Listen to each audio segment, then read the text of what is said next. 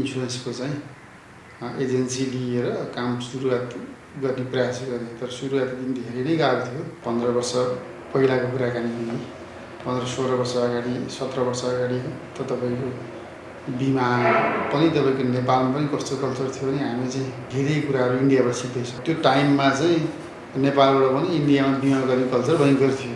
अलिकति हाई लेभलका परिवारका मान्छेहरूले इन्डियामा गएको चलन थियो। अलिकति देश विदेश बुझेकाले अब त्यो देश विदेश नबुझेका मान्छेलाई के थियो भन्दाखेरि बिमा भन्ने नै थाहा थिएन र बिमाको अवेरनेस नै थिएन त्यो टाइममा।